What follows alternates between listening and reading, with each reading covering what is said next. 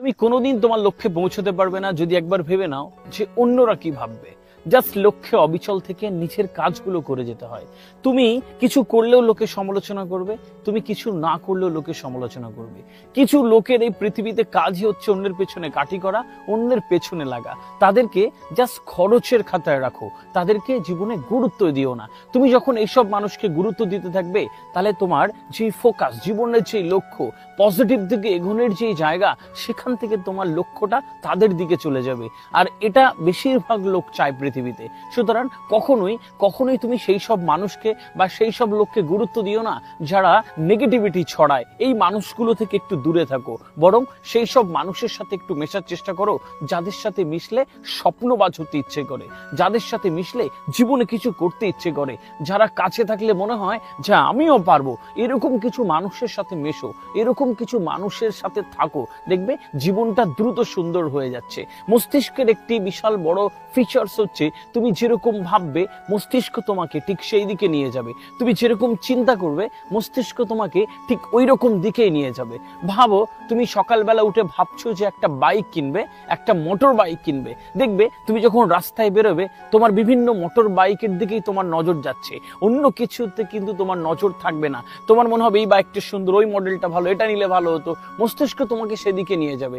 ঠিক সেম জীবনের ক্ষেত্রেও তুমি যখন ভাববে যে ভালো কিছু করব, ভালো কিছু করে দেখিয়ে দেবো, এই পৃথিবীকে তুমি প্রমাণ করাতে চাও যে তুমি আসলে এমনি এমনি এই পৃথিবী থেকে হেরে যাওয়ার জন্য জন্মাওনি, তখন তোমার মস্তিষ্ক তোমাকে ঠিক দিকে নিয়ে যাবে। আসলে আমরা যেরকম ভাবি না, আমরা মানুষ হিসেবেও ঠিক সেরকম।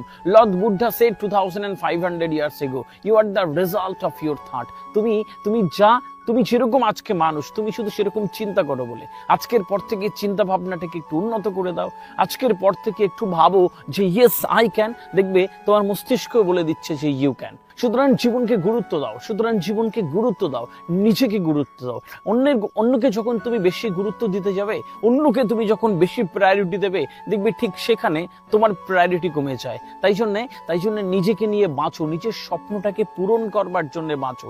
তুমি এমনি হেলাফেলা হওয়ার জন্য এই পৃথিবীতে আসোনি। ঈশ্বর যখন তোমাকে এই পৃথিবীতে পাঠিয়েছে, তখন তার একটা পরিকল্পনা রয়েছে, তুমি দারুণ কিছু করে দেখাবে।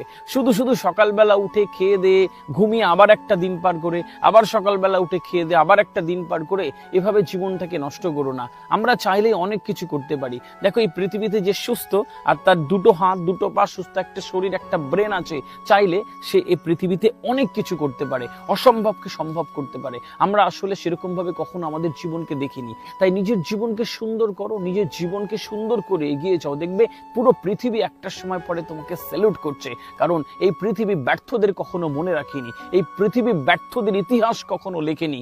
এই পৃথিবী সফলদের জয়গান করে, সফলদের ইতিহাস লেখে। তুমি কি আজও পর্যন্ত কি কখনো তুমি পড়েছো এরকম কোনো ব্যর্থ মানুষের জীবনী প্রকাশিত হয়েছে?